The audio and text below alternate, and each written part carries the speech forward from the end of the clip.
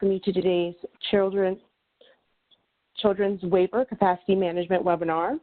We will be joined by a number of our state partners who will walk us through the details of the statewide capacity management process that will begin on April 1st. Before we get started, I would like to review a few housekeeping items. The slides and recording will be posted to our website, so if you would like to refer to the recording at a later date, you'll be able to find it at mctac.org. At the end of today's presentation, there will be a brief question and answer period. We are requesting that participants submit their questions at any point throughout the webinar. This just will help us be a bit more efficient in answering the questions at the end. You may submit your questions utilizing the chat box feature located on the right-hand side of your screen. If the chat box is not visible, please click the dialog bubble towards the bottom of your screen and the box should appear. And with that, I'm going to pass it over to Colette Poland from the Department of Health to get us started. Great. Hi, everyone. So again, this is the Department of Health, and today we're presenting the capacity management for the new children's waiver that begins April 1st. Along with our state partners. And so overall, we're just going to outline for everyone how capacity will work with the new waiver, how we'll be tracking capacity within the waiver, and based on how the home and community-based LOC determination will be made, and how that will interact with capacity management, and also how capacity management will communicate with the health home care managers regarding their HCBS eligibility determination and whether or not there is a slot or capacity for the child to be officially enrolled in HCBS services.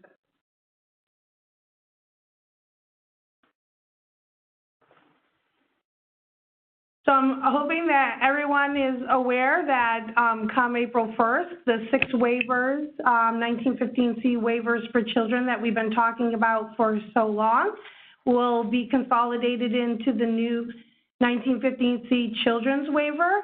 And some of those waivers today have various slot amounts, and they allocate those slots in different manners. So we had to, once again, sit down and decide how we were going to manage or initiate a process that was streamlined and consistent among all the populations of children, since we have the consolidated waiver. So this is our plan for managing capacity as we move forward in one process.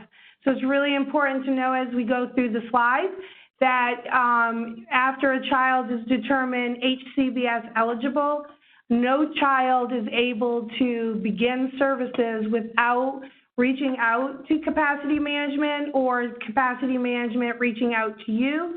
And we'll go through the slides and talk about how that will happen, and that you have a slot available for your child to be able to receive services.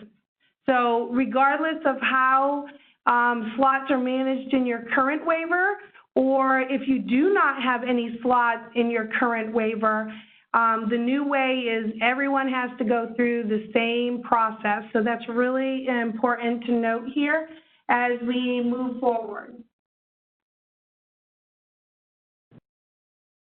So I think everyone has seen this timeline many times, I hope, and I'm not really going to go through it. I'm just going to highlight that red part there because it's indicative of the capacity management and what we're talking about today. So again, regardless of your current waiver, slots or no slots that you may have today, the new Children's 1915C waiver does have capacity or slot management as we move forward.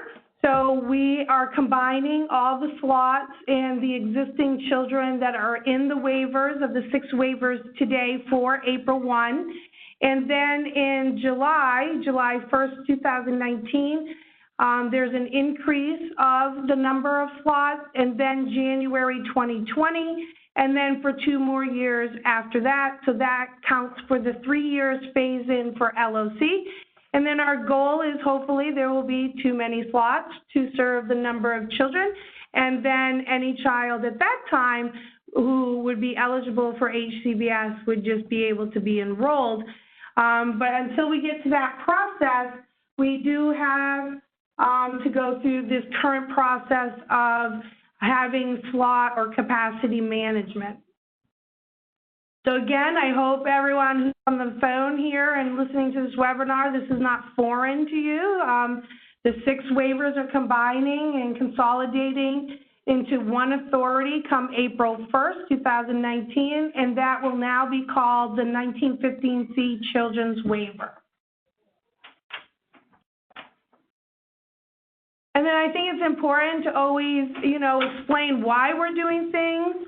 And again, this should not be foreign to anyone, but our goal is to have one set of services, one description, one way of doing business, no wrong door for a family, and that regardless of what door you went in, you get the whole array of HCBS services.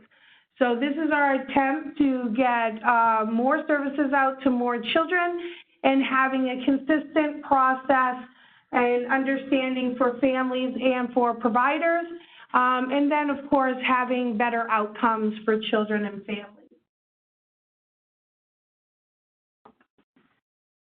So we did have our HCBS LOC eligibility determination webinar a few weeks ago, but it's really important to highlight again the purpose of HCBS.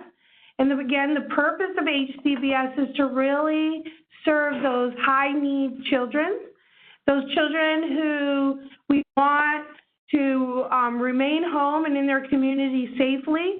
So these children may or may not be going in and out of ERs or inpatient stays, potentially may need to go into an institution nursing home setting.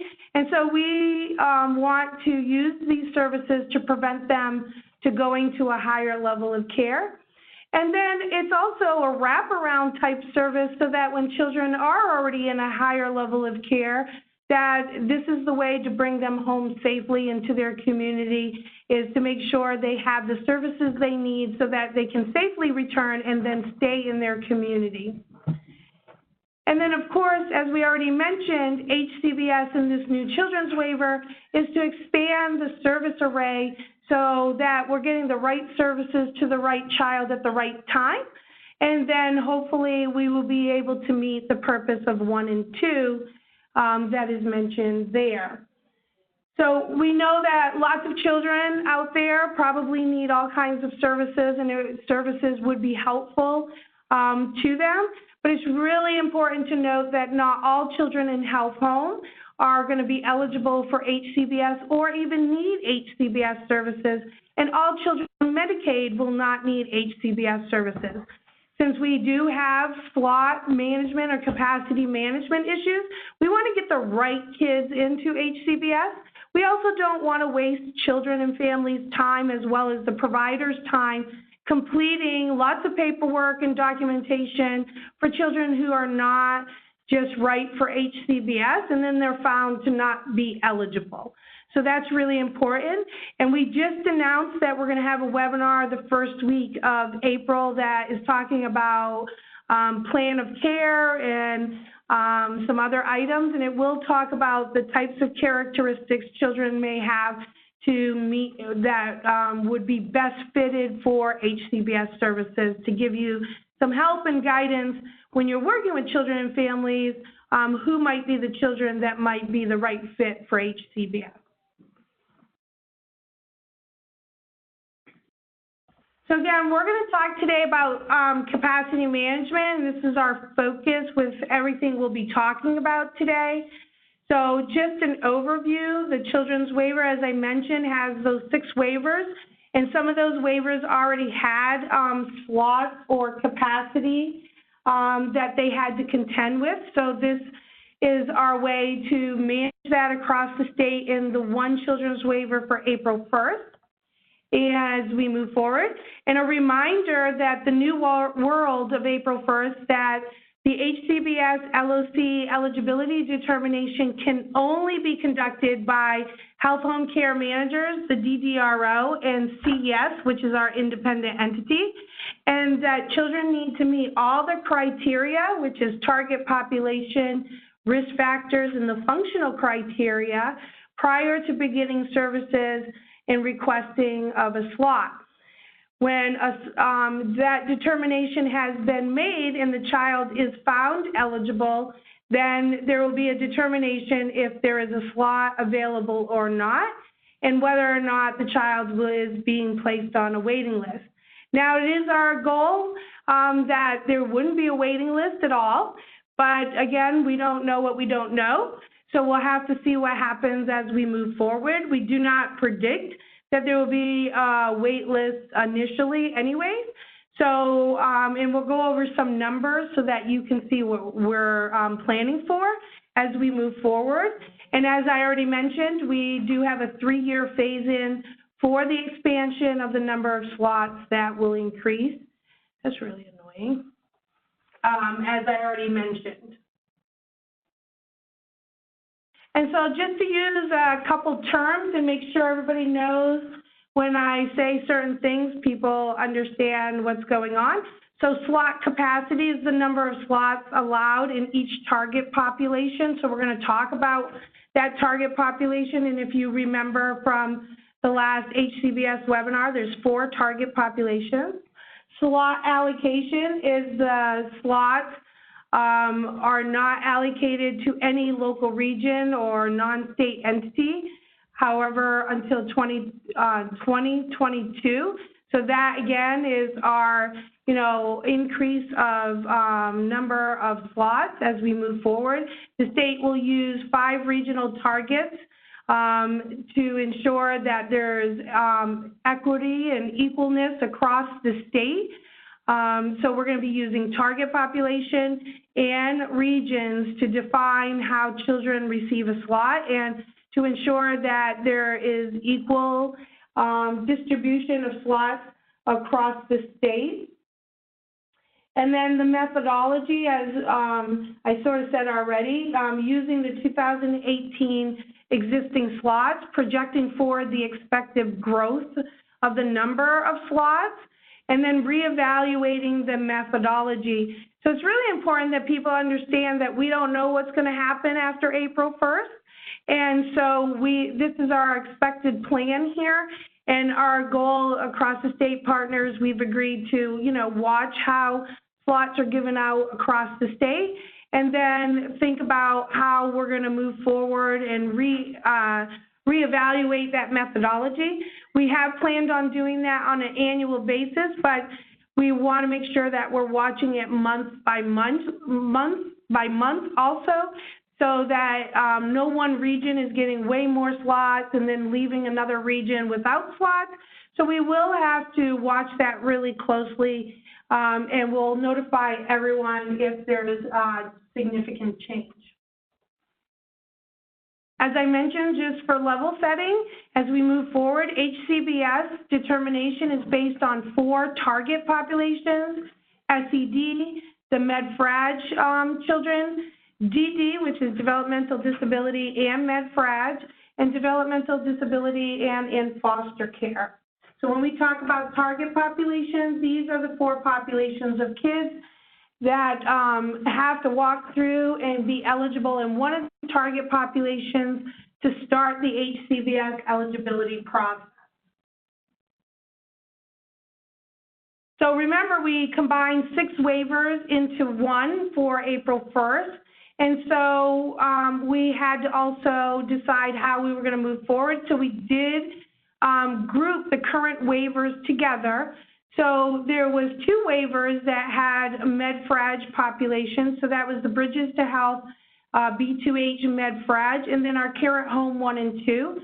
So when we talk about the medically frail population, we're talking about these children who are in these waivers today, and then moving forward on April 1, it will just be called the medically frail children under the children's waiver.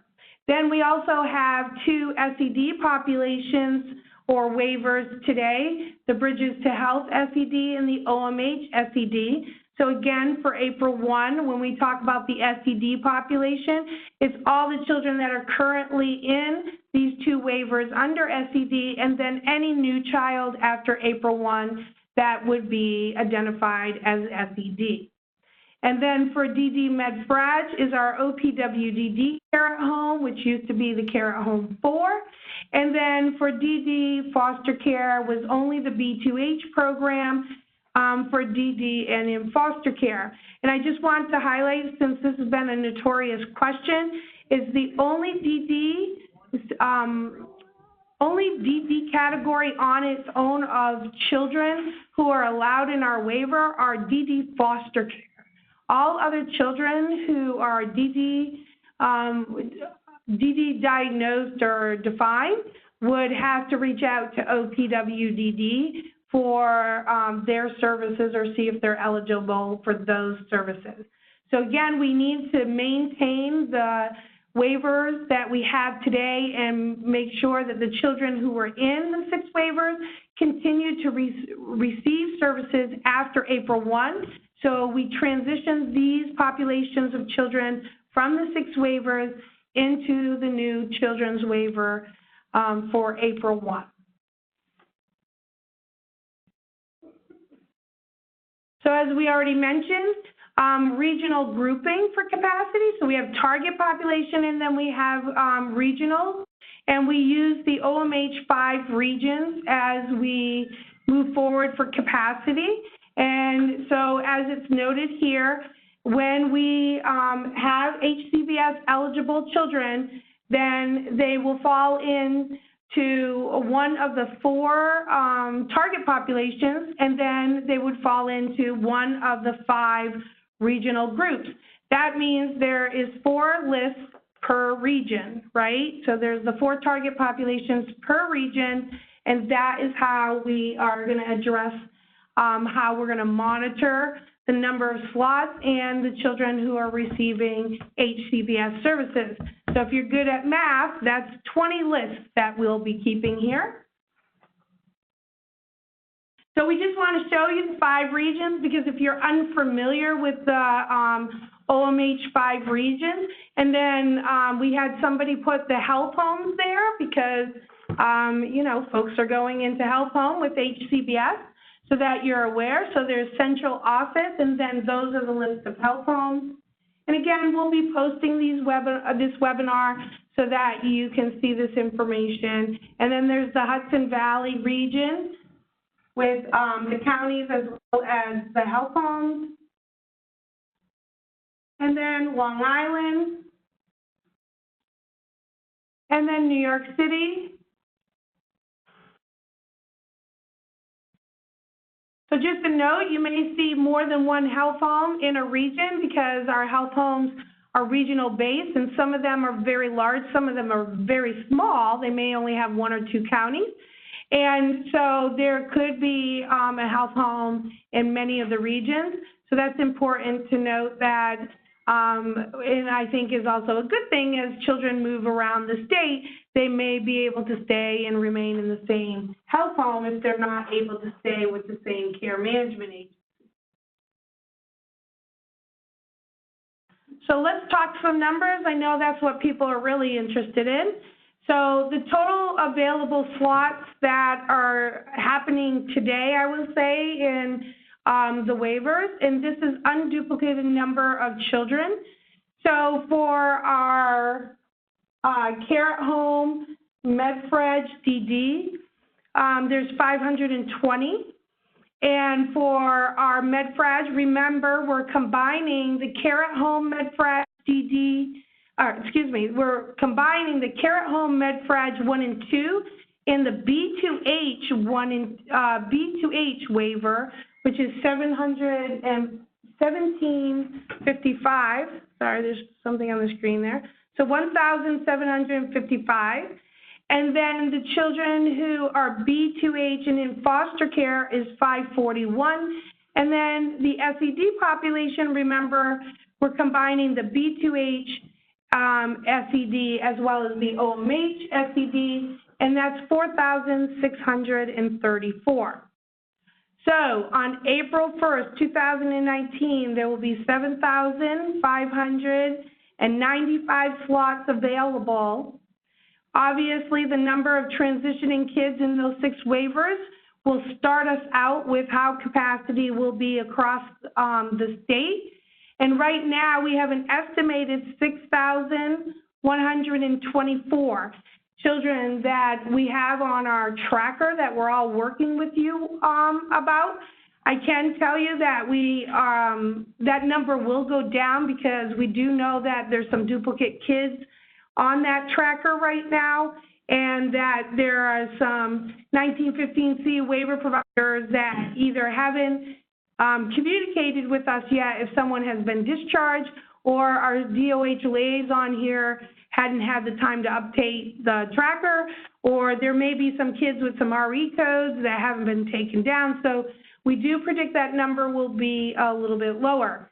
So I'm not a math person, so if you want to subtract 75 from 61, that would be technically the number of available slots come April 1 if that 6124 does not change.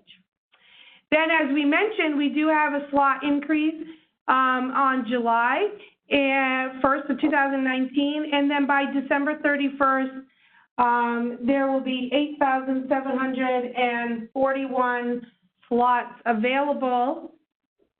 It's also important to note that there will be a number of what we call crisis slots set aside to meet children who are ready for discharge from inpatient residential, or they have high concerns that they'll move into HCBS, they'll move into inpatient residential placement. So as we move forward, again, we don't know what we don't know, so we're planning for the worst, right? We're planning for wait lists, even though we're hoping that there won't be a wait list. So we are setting aside a number of crisis slots so that if there are wait lists, then we have capacity to meet those children and really get them out of the hospital or inpatient stay. We don't want kids sitting in the hospital or inpatient or residential needlessly because services aren't available. So our method of contact, so there's a couple of things that you'll hear throughout the webinar, and we're going to try to streamline this and do the least amount of paper as possible. So email, so our Department of Health Capacity Management team here will be emailing our health home care managers and CS regarding capacity and slot availability, and that communication will happen back from the health home care managers and CES. This will all happen through the secure file transfer of HCS. All care managers and CES staff who do assessments have to have an HCS account. So if you do not have or you haven't loaded the secure file transfer, we have slides at the end that tell you how to do that, because you will need to have that to communicate with us. And then there will be some references to letters and forms. Again, we are producing the letters and forms and making sure that they're available. The capacity management team will not necessarily be giving you these things, but they may be referencing them when there's information about whether there's a slot or not. And then there is a crisis form. So as we talked about, we are setting aside some slots for the worst case scenario if there's lots of wait lists. And so if a child really needs a crisis slot, if there is a wait list, then there is a form that will need to be completed and then emailed through the HCS secure file transfer. So this is how the process will work, and I have combined how it will work in the UAS for the HCBS eligibility determination, so it's clear at what point people need to do what. So when you're in the system, remember, you have to complete the target risk factor and the functional criteria. All that information has to be obtained, collected, completed, and properly documented. And as we went over the HCBS LOC process a couple weeks ago, I mentioned to you that you can do all of these things outside of the system once you know the path of getting these items. And then you can go into the system and click away through the screens, and you can do them all one by one, because remember, that's a decision tree process. So you need to meet target population first before you're able to access the risk factors, and you need to be able to meet the risk factors to be able to move on to the functional criteria. So once that is all determined and collected, you have the documentation noted, then the assessor will sign and finalize and lock the assessment to obtain the assessment outcomes of whether the child is eligible for HCBS or not. So I want to be clear, so those of you who already use the CANS tool in the UAS, when we say locked, we mean locked. You will not be able to edit anything. So it's really, really, really important that you check your work and make sure you have checked all the proper boxes. So you will have to attest or certify that the assessment, to the best of your ability, is accurate, complete, and you understand, again, that when you sign it, there is no further editing. For children who do not currently have Medicaid, so the webinar on Monday covered this for CES. CES will be helping those children who don't currently have Medicaid, and they will have to complete the HCBS LOC assessment. And when they do so, and they complete this assessment and sign and finalize it, then that will trigger for us that it was completed only by CES. We'll know the difference. And that will trigger whether or not they get a notification that the child has an available slot or not. So CES has to really do nothing. They will do the assessment like they normally do, and then they'll sign, finalize, and lock this assessment. And for children who do not have Medicaid, they really can't go further in the system because they do not have a SIN. Then our capacity management team will be sending them an email whether or not the child has a slot or not. So this is what that screen looks like. This is the eligibility determination assessment. So essentially you are signing the tool, that you've completed the tool. So what happens after you sign the tool, it gives you the outcomes of LOC and HCBS. So you'll be able to see it and you'll be able to view it. The outcomes are also then a printable at that time. And again, this was designed for our children who are not Medicaid, that this screen can be printed. I mean, you can print it whether your child's Medicaid or not. But our goal here is for that to go with the Medicaid application as proof that the child has HCBS and that they are eligible. The outcomes will be viewed by you as the assessor, and then you will have to review the outcomes with the children and the family, sharing whether or not the child was found eligible. You will if the child is found eligible, then you will have to discuss with them whether or not they're still interested in participating in HCBS. So it's called our choice of participation or freedom of choice. So people have used different terms. There is a form of freedom of choice that people will have to sign. The assessor must acknowledge that the outcomes have been reviewed with the child and family and certify that the outcomes are, to the best of their knowledge, accurate, complete, and with the required documentation.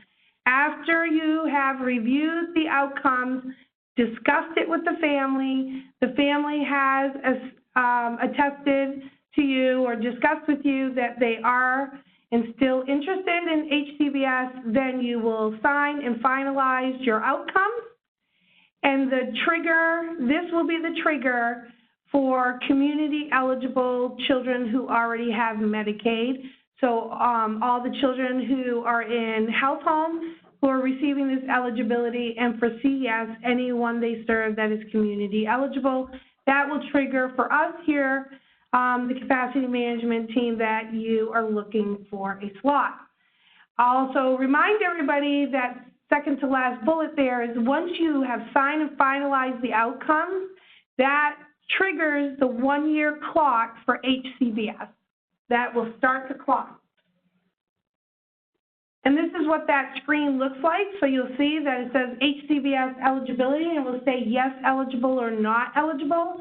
And then based on the target population door you walk through, it will say yes or no. The other 3 will say not selected because you didn't select that. If the child is not eligible, then there will be no clock that starts when you sign and finalize.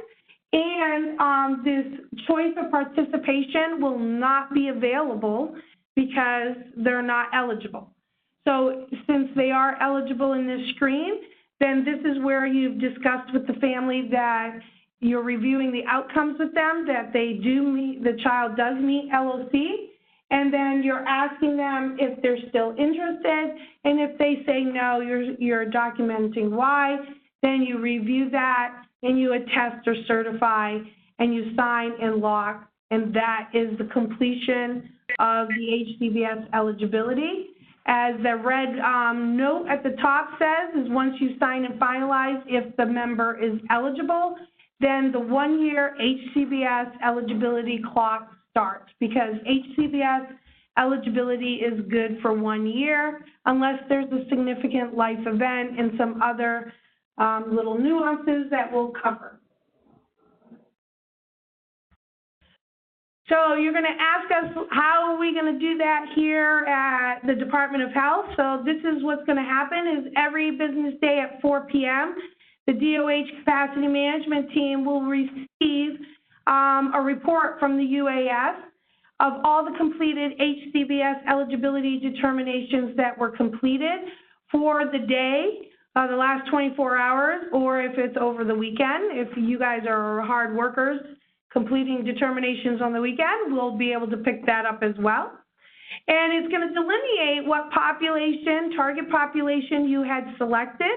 And then it will also give us the date and time, a stamp that you signed and finalized and logged the assessment and or the outcomes. So remember, for those children who have do not have Medicaid, we will know that. We'll know that that was completed by CS, and we will let them know if there is a slot available. For all other children and for all health home care managers, it's at the time you sign and lock your outcomes. So we're going to review this on a daily basis, I should say business days. And then we will notify the health home care manager or CS within 1 business day of your completion of either the assessment outcomes, the assessment or the outcomes. So that's really important to know that you don't need to do anything. You need to do what you need to do to complete the assessment and work with the family, and then we will be emailing you through a secure file transfer on the HCS, and we will let you know whether or not that child has secured a slot or is on a wait list. Okay?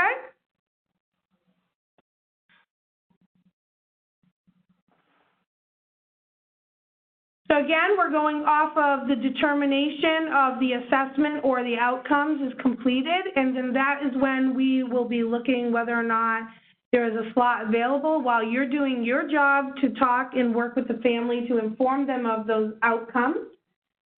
If the child is found not eligible for HCBS, then you will hear nothing from us because we will know that the child's not eligible. It will be incumbent upon the health home care manager or CS to tell the family that the child was not found eligible, and then send the appropriate notice of decision. So that will be coming out to you, and that there's no need for you to wait for a message from us because we won't be sending you one. And of course, there's fair hearing rights and other things that families need to be given. So again, within 1 business day, as we're reviewing this report, if the child is found eligible and a slot is available, then we will send either the health home care manager, CES, HCS secure file transfer email that a slot is available. The health home care manager will inform the family and send the appropriate notice of decision. So you may ask us, how are we going to know to send you an email? And again, the assessor is captured in the UAS. So we will have your information. And if you haven't worked in the HCS with the secure file transfer, you get an email that there's a message waiting for you. Okay, so that's how you'll know. You won't have to keep going in there and looking. If a child is found eligible and there is no available slot and the child is placed on a wait list, then once again, we will reach out through a secure file transfer email and let you know that there is no slot available and that the child was placed on a wait list. And then you will have to work with the family, notify them, and give them the appropriate notice of decision based on that outcome. If a child is placed on a wait list at any time deemed appropriate, the assessor can inquire about a crisis slot.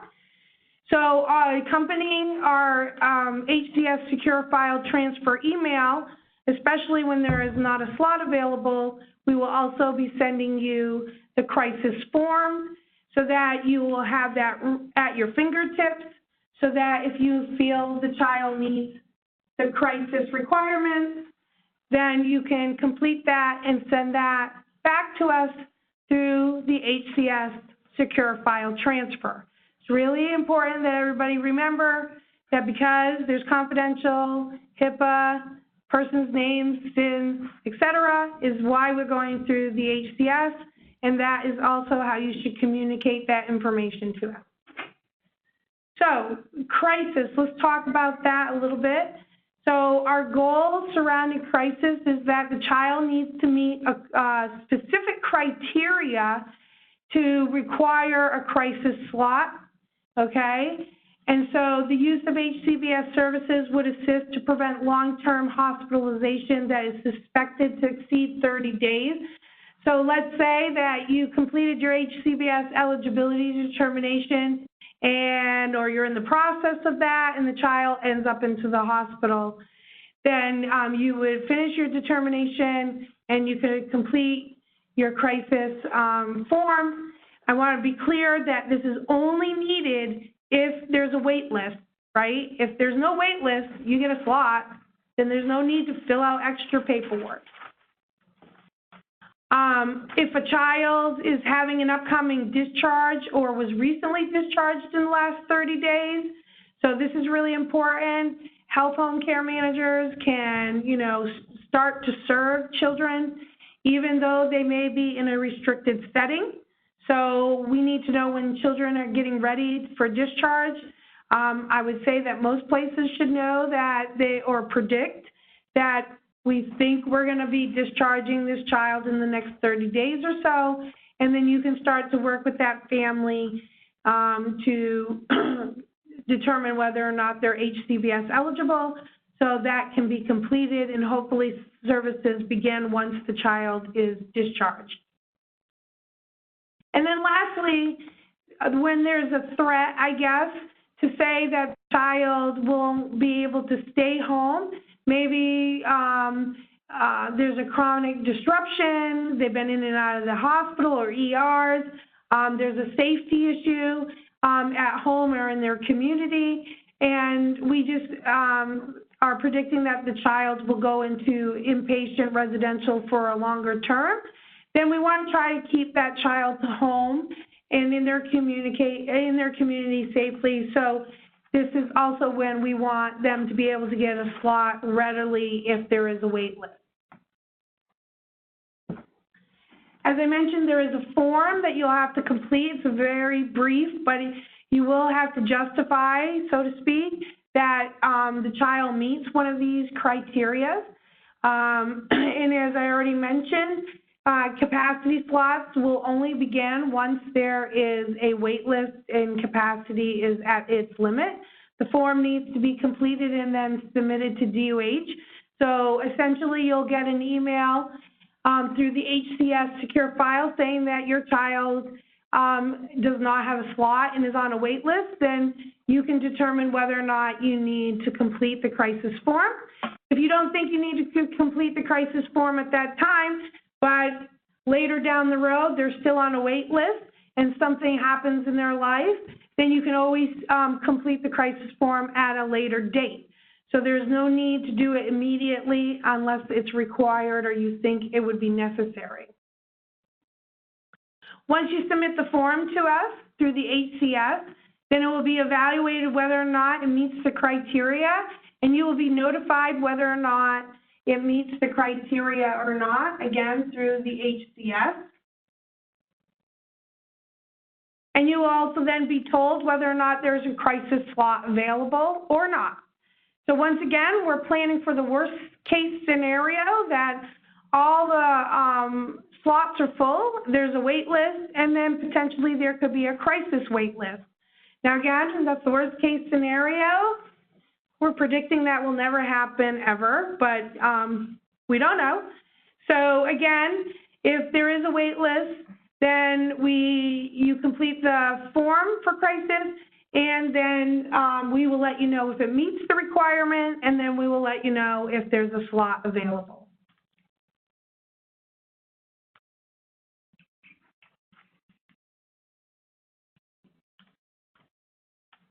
So we're managing capacity for the whole state, and it's really important that if children need HCBS, that they get it right away, right? So that's very important. And also that we understand that the slot was accepted by the family, so that if we do have a wait list, we don't want to be holding up slots and just waiting for people to respond to us. We also don't want to be the people that are hunting people down and calling them and trying to find them to find out what you're doing with your family. So our goal is to let you know whether or not there is a slot available or not. And if there's a slot available for what I guess I'm calling a regular slot, then we're asking that within 5 business days you respond to us and let us know that the family has accepted or declined the slot. So this can be verbal. And again, you'll probably be working with the families all along the way during the HCBS eligibility determination.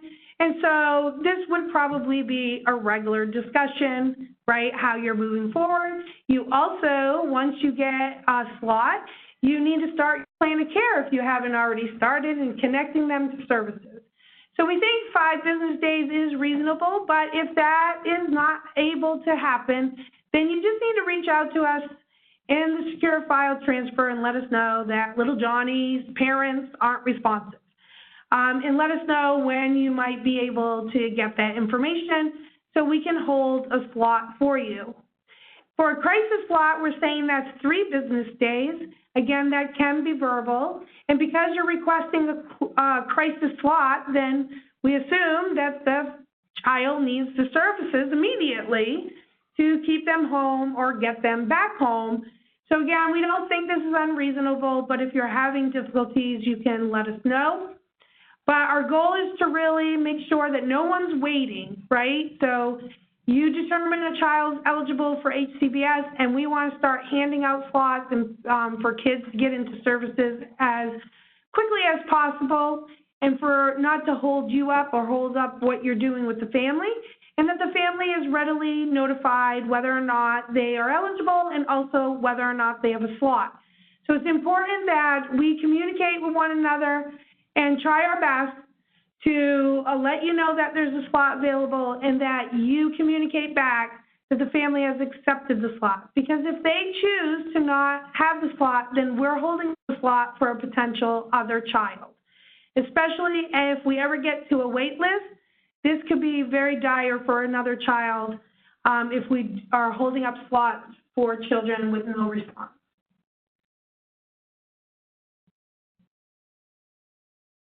So again, our capacity list, so to speak, is developed based on the date and time of the HCBS eligibility determination.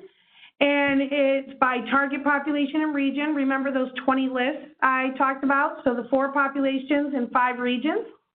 So that's really important. And the allocation will be first come, first serve. So we'll have the date and the time. So if 2 people are completing it on the same day, 1 minute apart, that they sign their name, then one person goes ahead of the other person. And as we said, we'll start immediately giving out those slots until they're full. So there's no issue unless we start to have concerns about wait lists. And as I already mentioned, we'll be watching how certain target populations may be filling up in certain regions. And again, we don't want empty slots sitting around in a region if they're not being used. So we are able to, again, watch how services are being delivered and where, and adjust slots throughout the state.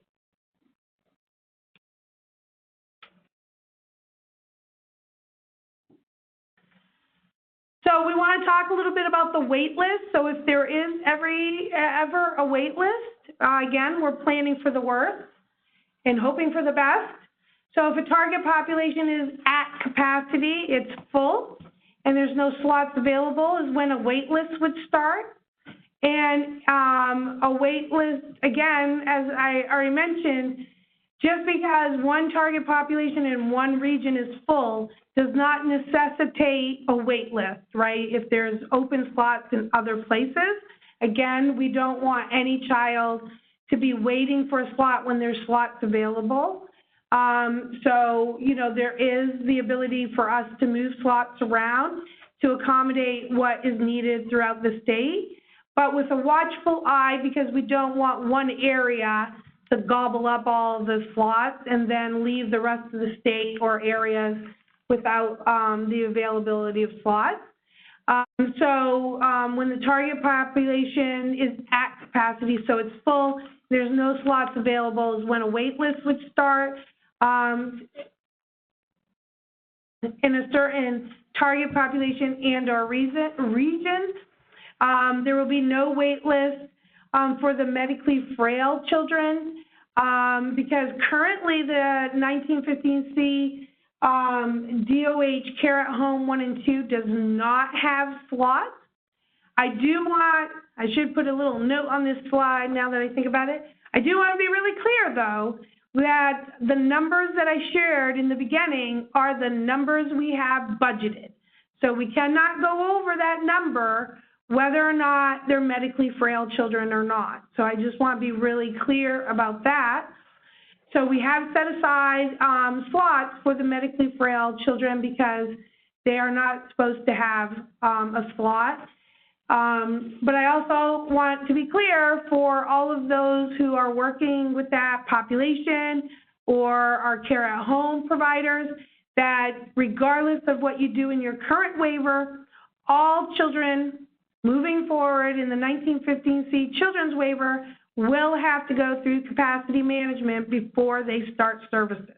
That's really important for you to note. We will know what target population the child falls under to understand how we allocate the slots. If someone is HCBS eligible and declines the service, then they are not put on a wait list and we're not holding a slot for them because they have declined. So we're not going to hold up any slots while somebody is not receiving or does not want the services. So a couple guidelines just for folks to understand. As we already mentioned, HCBS eligibility determination is good for 1 year, regardless of acceptance of HCBS services or being on a wait list. So that's really important for folks to understand.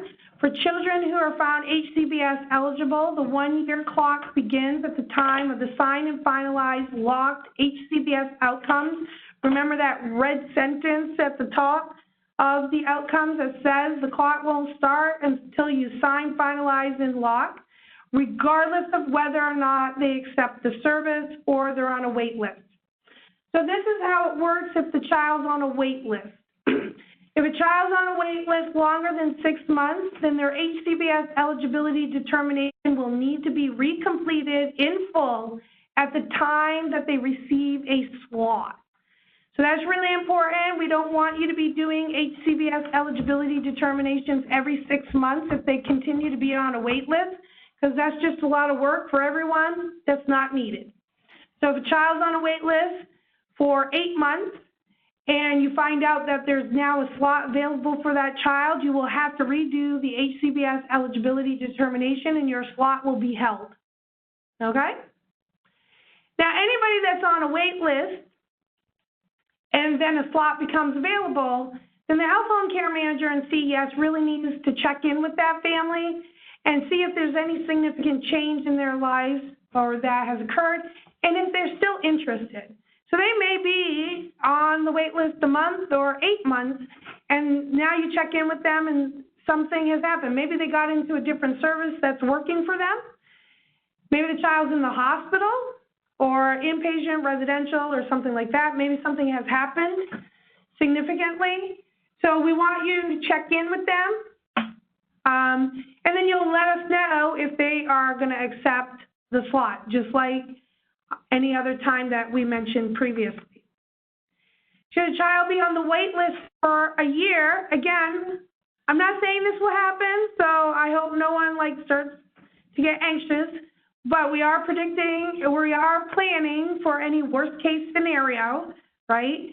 So should a child be on a wait list for a year from their original HCBS LOC eligibility determination, then the health home care manager and CES will need to check in with the family, see if there's any significant changes to their lives, and if they're still interested in being receiving HCBS, and do they want to still be on the wait list. Okay? So you have to check in with them when a slot becomes available within that 1 year, and you have to check in with them a year from their eligibility to see if they're still interested in proceeding on being on a wait list. Now, some of these children will already be working in a health home or with other service providers, so you may know some of this information. I think it's also important to tell families, if they are on a wait list, that if a child is having difficulties and may go to residential or inpatient, or did go to inpatient, residential, and they want to come home, that remember, a crisis form can be filled out at any time. So maybe when the child went on the wait list, they were doing okay, they had some services in place, but they didn't meet the level of needing a crisis slot, and so they inform you or you check in with them, and then maybe a crisis form should be completed. So for children who are eligible and decline the service, so this is important also, so the child is not given a slot, as we mentioned, and we're not holding a place on the wait list, as we already mentioned. If they return within the year of their eligibility, so 3 months go by, I guess, and they decide that whatever the service they were in maybe ends or no longer is working for them, and so they're like, yeah, I think we'll try that HCBS stuff. So that's really important that, again, they reach out to you. You're going to have to check in, and you're going to have to talk with them if there's been any significant change, because if there is, you'll have to do a new HCBS eligibility determination.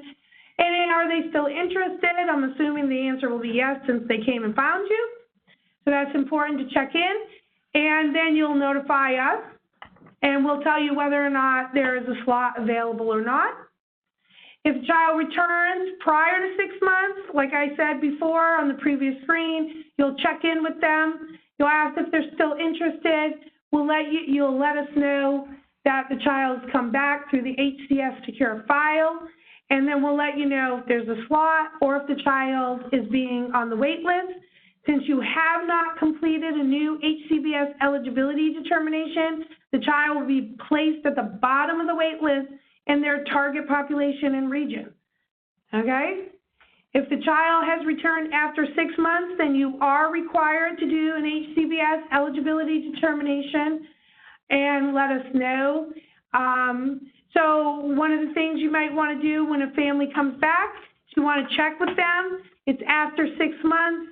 you want to reach out to us, tell us that the person is back and they're interested, and we will let you know if they have a slot available, because there's no need to do an HCBS eligibility determination if they're going to be placed on a wait list, right? You would do that eligibility determination once a slot comes available. And I just want to say again, this is planning for the worst case scenario that we are hoping won't happen, but that you understand how capacity will work. We already mentioned HCBS determination is an annual determination unless there's a significant life event. And I just want to be clear for those of you in health home, right? Your CANS is due every 6 months, and your timeline also has significant life events. So there may, I would say most likely, be the chance that the CANS due dates and the HCBS eligibility due dates will not line up. You are still held to the 6 months in the CANS for health home, and you're held to the annual for HCBS, both unless there's a significant life event. Should a child be determined not HCBS eligible, if there is a change in the child's circumstances and/or condition, the child and the family and/or the provider can request another HCBS LOC assessment to be conducted. So again, we mentioned this at the last webinar, there's no wait period.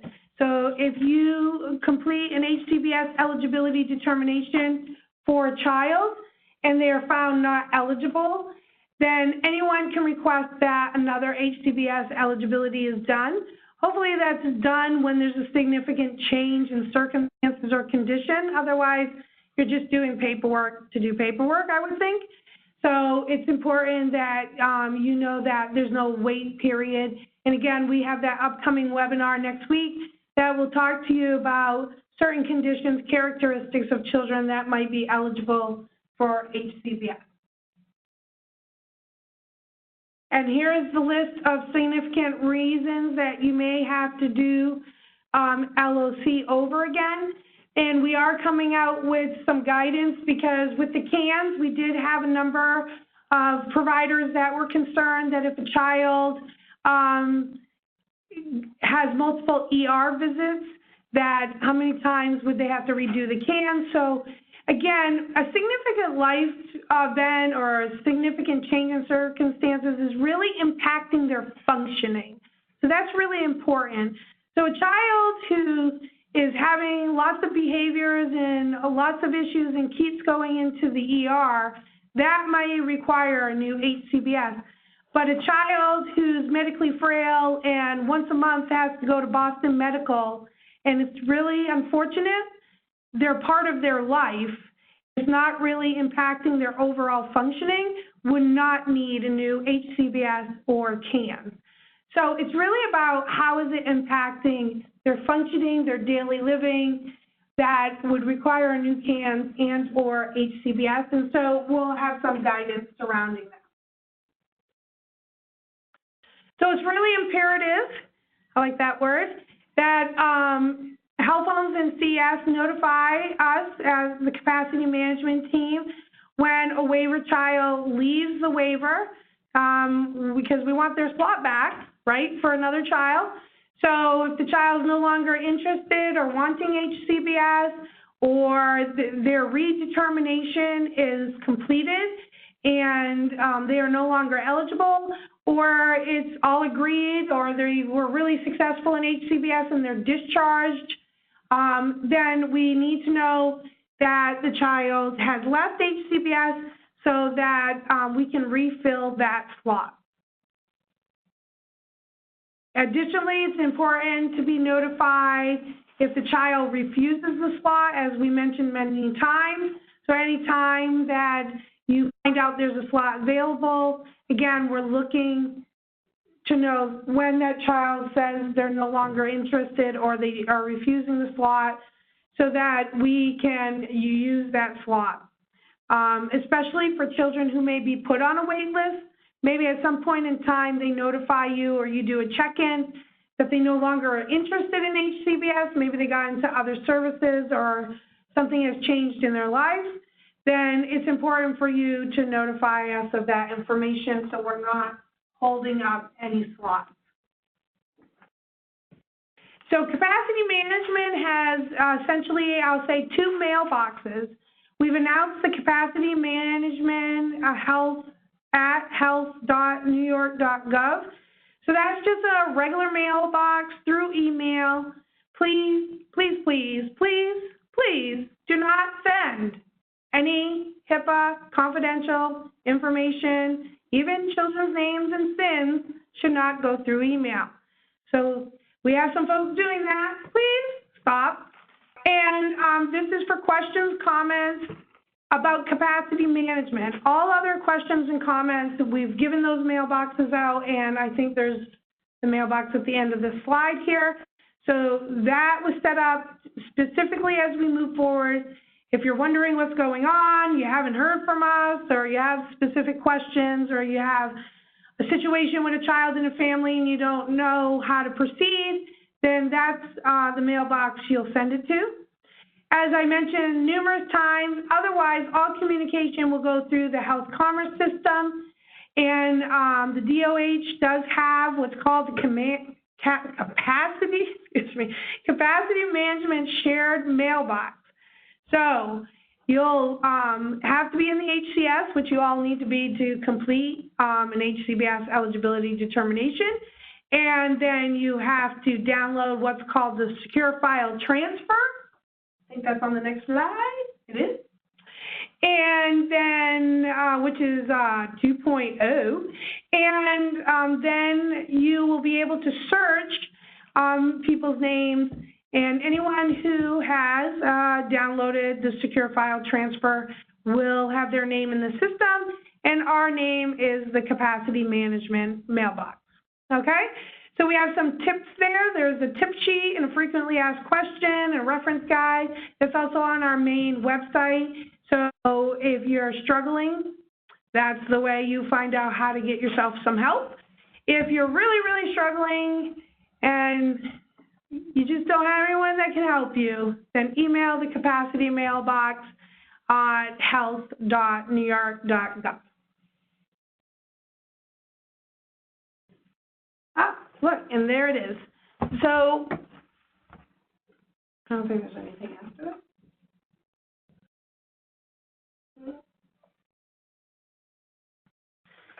So again, if you have other questions that are outside of capacity management, then you can email your DOH liaison or the health home team, or the other link that many people have is the behavioral health.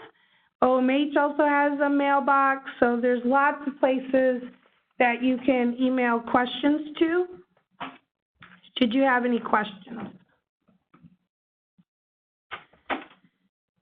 So it looks like we have some time for some questions. Yeah, Colette, I just want to remind folks that if you have any questions, please submit your questions via the chat box feature. We do have a number of questions that have come in already, so thank you for sending those. The presenters are going to do their best to answer as many questions in the time allotted. In the event that they're unable to get to all the questions, that there will be some future guidance around those. So just check in on our website. You should be able to find those where you're able to find the slides in the recording. And with that, I'm just going to give the presenters a few moments to get organized around the questions, and they'll be right back. Great, thank you. So the first question I have is the risk factor form. I'm not sure what that is. The LPHA has to complete, so that's actually called the LPHA attestation. Look at me knowing that. Has this been developed? I understand that this is necessary. So that form has been developed and will be issued soon, is what I'll say. I think it's going through our process here to make it an official DOH form. And then it will be also translated. So you should be receiving that soon. In the future, will slots be shared across county lines? Currently, one region has one county with the wait list, another county with open slots, blah, blah, blah, blah. So again, we have the 5 regions, and we'll be monitoring. And it's not about sharing slots. If slots are available, we're going to give them to kids with a watchful eye that, you know, again, that one area is not taking all the slots as we move forward. As you saw with the numbers, we don't predict that there will be a wait list, so we're going to give out slots. So it's not about sharing in regions. We're just going to work with our state partners as we watch the wait list or watch the slots being given out, and to ensure that we don't have a wait list and that kids get services. What will happen if we do not have CMS approval by 4/1? Will there be a delay? Well, if we don't have approval, then yes, but we had a conversation with CMS yesterday, right? That was Tuesday, and they did not alert us to any problems or delay, and we expect that to hopefully happen tomorrow. So, of course, if something should happen, we will let you know.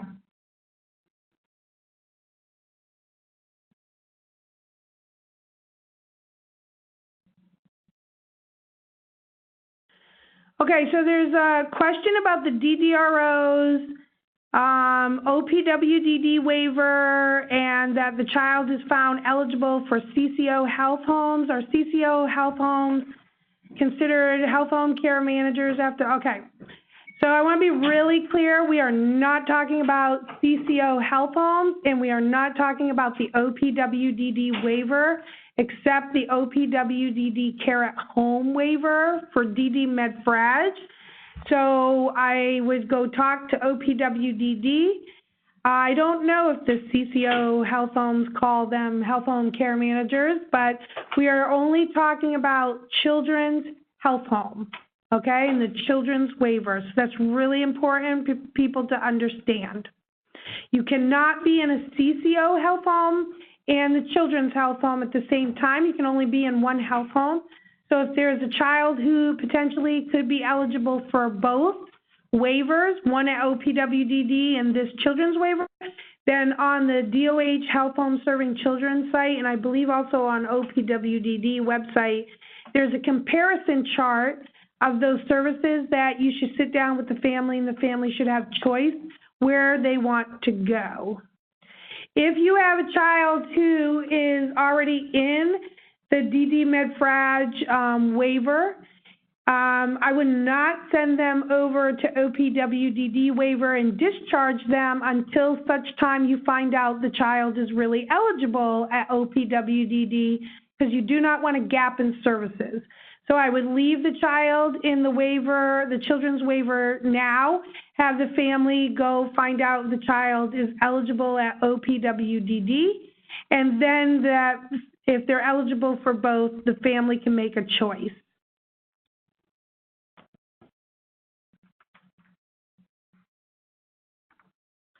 So if the child is transitioning from an existing waiver HCBS service now, before 4/1, do they have to go through capacity management process? No. So we've been tracking all the transitioning children. So every child that's considered transition by 4/1 will start our capacity management list in each of the target populations in each of the regions. So we will already know that information, and they will actually start our capacity list and as we move forward. So you do not need to go through. I also just want to mention there will be an email going out because you haven't received enough from us today.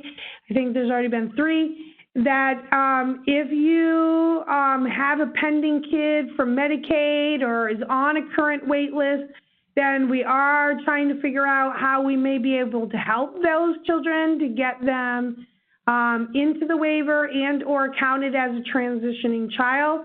So please do not discharge anyone or do anything until you hear from us, because, again, we're trying to work some magic here.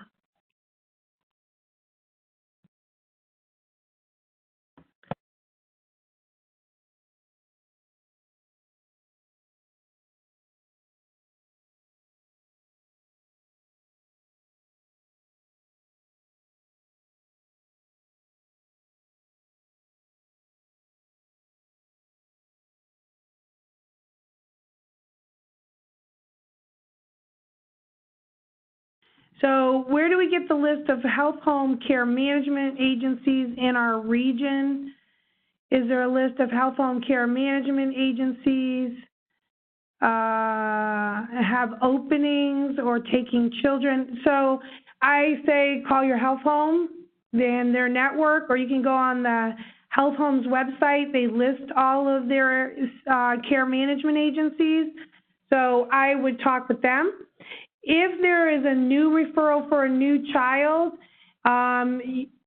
you can go through the health home. The health home can assign children to their care management agencies. So if you're not sure which care management agencies are available in your county or whether or not they have capacity, the best thing to do is go make the referral through the lead health home, and then the lead health home will get the referral to the appropriate care management agency.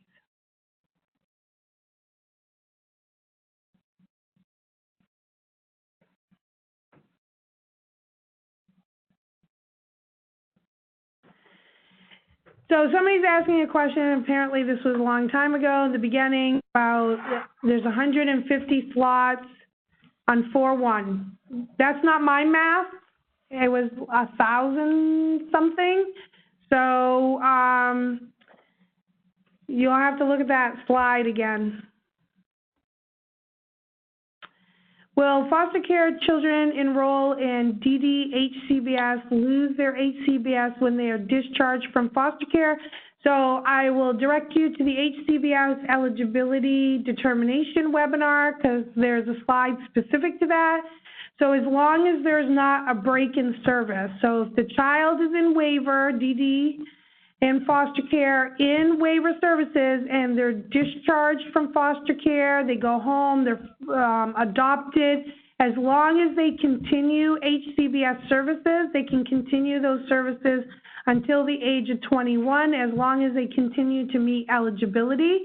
But it should at any time they are no longer eligible or they leave HCBS, then they cannot come back through the DD foster care door unless they go back into foster care, but they may be eligible under SED or one of the other target populations. So I would direct you back to that webinar.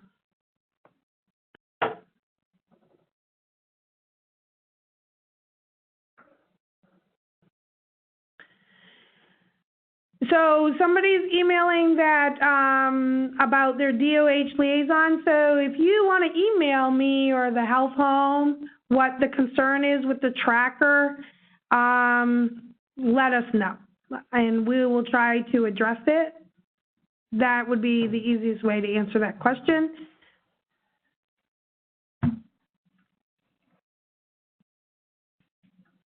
So there are children with B2H that were enrolled in the DD waiver through OPWDD approval and have since been adopted or returned to their biological parents, which still allow them to remain in the B2H program. Which target population do they fall under? DD foster care. It's the door that they were originally determined. These children and families have been with the program and want to continue. Right, so all those children who, even the DD foster care, right, that are currently at B2H, OMH, SED, care at home, DOH 1 and 2, or the OPWDD, DD, care at home, all need to transition, right, to health home care management or CES. And if they get transitioned, then they are counted, they're in the new waiver, there is no problem with them continuing their services.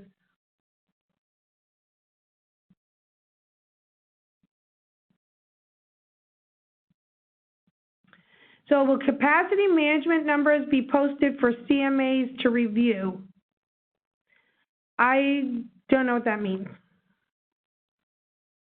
Are we going to tell you who has how many kids? Maybe that's the question. That's not our plan. So if that's your question, if people are suggesting that you need something, then people have to outreach to us, and then we'll have to talk with the state partners and see what we will post. We have not really discussed posting anything, but I don't know if we're against it. We just really haven't thought that far ahead.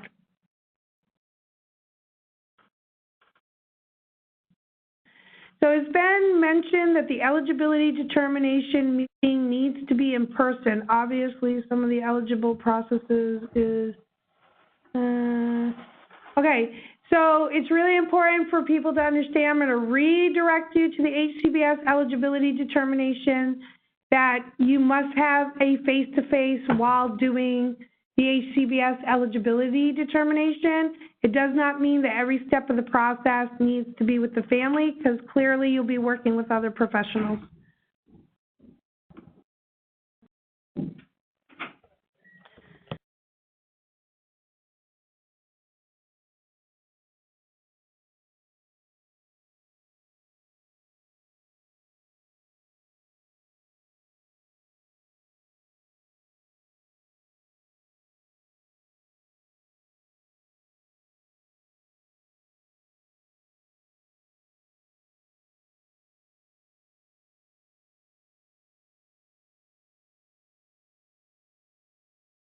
So there's a question about whether a child whose family of one is in an inpatient hospital or residential placement, will CES be assisting them with a crisis slot? So that's a little confusing to us. So what I'll say to you is that any child who is HCBS eligible that needs a crisis slot, then you can complete that. And whether or not that's the health home care manager or CES, it's really irrelevant to us. So again, CES and health home care managers are the ones working with waiver children. And so based on whatever their need is, then either CES or the health home care manager will complete whatever needs to be done. So yes, I guess, to that question. So what's the time frame around notification from the capacity management team that there's a slot available? 1 business day from when you complete your HCBS eligibility determination.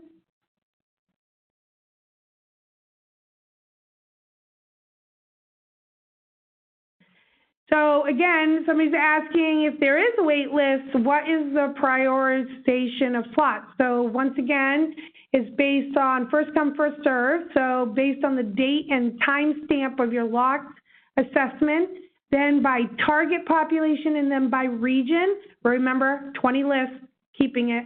Yep, that's our job.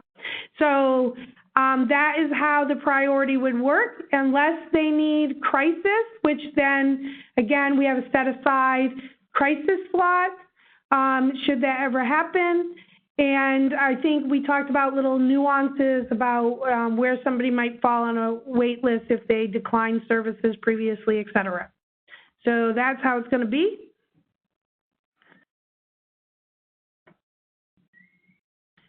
So somebody's asking when the 1 year starts. Yeah, I can't say that enough. So when you complete the HCBS eligibility determination, right in red at the top, it says HCBS starts 1 year from the date of signature. So that's really important. I think people were asking questions before I got there, so we'll just keep repeating. We're adult learners. We need to hear it a lot. I think there was a question there about why someone would need to be reassessed if they were on the wait list for longer than 6 months.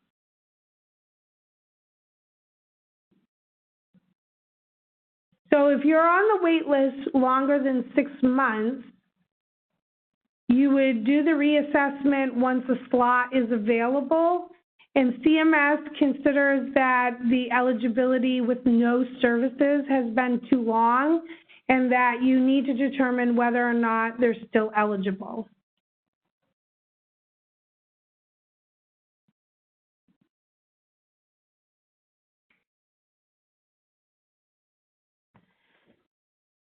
So it is, so there's a question about the health home care manager does not need to email capacity management after the assessment is completed. That is correct. Our goal is to try to streamline the process and limit the back and forth of secure file emails.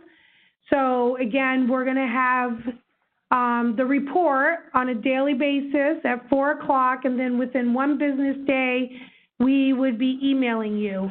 If for some reason you don't get the email or there's a problem or you have a question, then you can always reach out to us. But I would, depending on what the issue is, if there's a question, I would reach out in the capacity management mailbox through the health home, through the email system. But if there's a question specific to a child and that you didn't hear from us and you're waiting for a slot and you're going to give us confidential information, then you should go to the HCS secure file transfer. But once again, within 1 business day from that, you should hear from us and won't need to personally reach out to us.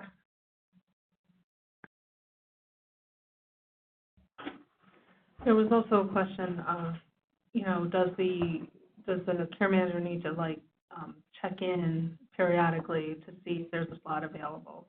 And I believe the answer is no. When a slot becomes available, capacity management will reach out and send that email saying a slot is now available. There is no need to actually touch base in the interim. Yeah, I think that's really important to know is that we'll be keeping a list, and again, that's why it's important if a child does get discharged that you let us know, because we will be keeping the 20 wait list, so to speak, if that ever happens. And once an available slot comes up in a particular region, then we will know who the next child is that would be eligible for the slot. Of course, having said that, if somebody's circumstances change and there's somebody that you have assessed and you've requested a slot for and they're on a wait list, and in that interim they come back to you and refuse services and now say they don't want to pursue the waiver, you should let the system know, the capacity management box on the HCS know that that child is now withdrawn, so that again that slot becomes available for someone else when it comes up. They're no longer on the wait list.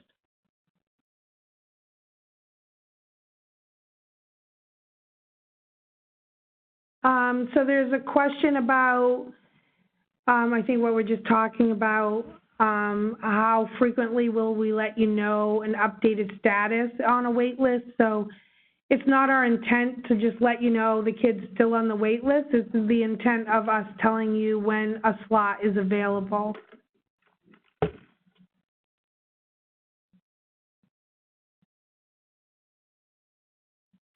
So there's some questions regarding the DDRO, if there's additional guidance on how we should engage the DDRO to complete the eligibility process for DD foster care or DD med-frag.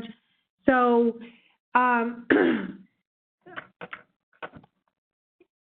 a health home, I'm assuming this is from the health home care manager, so the health home care manager would work with the family and initiate the HCBS eligibility determination. And as I said in the previous webinar, we will be giving out some further guidance.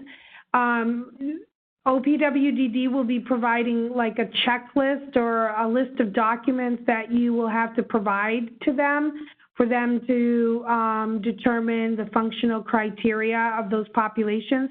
So there will be some more information that is coming out. Who completes the crisis slot form? So again, that should be the health home care manager or CS, the person who is working with the family, the person who completed the HCBS eligibility determination, the one that is, has the information and knows that the child would need a crisis slot.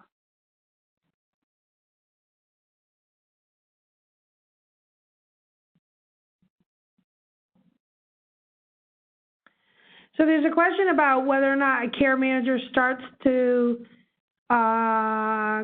complete, okay, so a care manager completes the HCBS eligibility determination and then goes on vacation or leaves, and will the slot information be sent to the supervisor?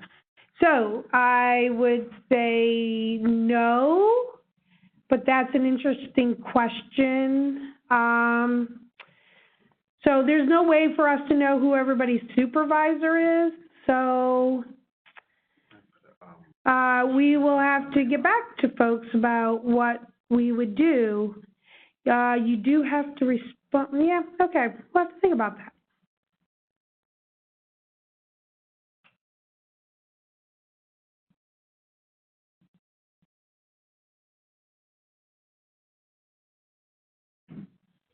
So there's about 2 or 3, now 4 maybe questions about the current wait list and kids who are waiting for Medicaid. So we've had a number of webinars, and we've stated, and this is important for folks to know, that first of all, please contact your DOH liaison or DOH to let us know of every kid who's on a wait list or any kid who has a current level of care determination in your waiver but is waiting for Medicaid. And we are working very closely with OMH, Meredith and her team.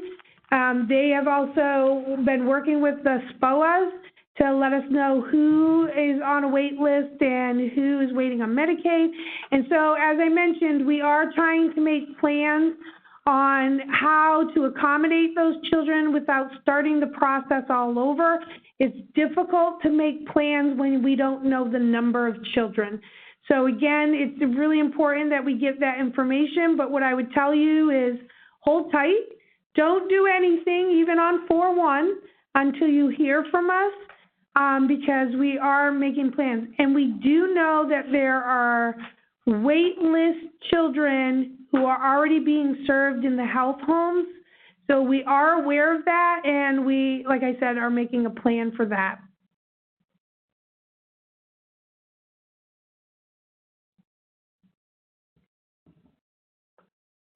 I just want to check in with the state partners just to let you know we have another minute or so. So I'm not sure if you're done answering questions or if you want to answer one more question. Yeah, I'm just looking at them. 1 minute.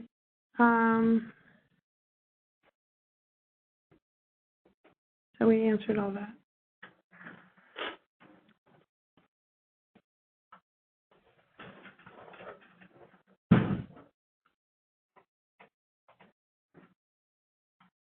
So there's 4 or 5 questions about the health commerce system and the secure file transfer. Again, I would refer you to the slides and the links there that can help you to do that.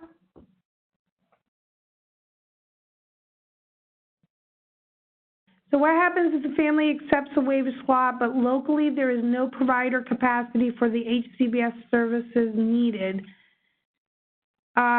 So that's specific about the providers that provide HCBS, and that's not really for this webinar, but I will bring that back to folks. Can the CSFOA complete the crisis form? I would say no. I think the CSFOA should work with the health home care manager because the health home care manager is the one that's completing the HCBS eligibility determination. And you can assist them to complete the form, but the form should be submitted by someone who we're going to respond to whether or not there is a slot or not, and that would be either CS or the health home care manager. So please assist the care manager in assisting them in however you can, but the actual submission of the form should be done by the care manager. Thank you. And with that, I would just like to thank everyone for joining us. Please remember to check out our website, mctac.org, to view past trainings and access a number of tools and resources which you might find helpful. And with that, thanks again and enjoy the rest of your day.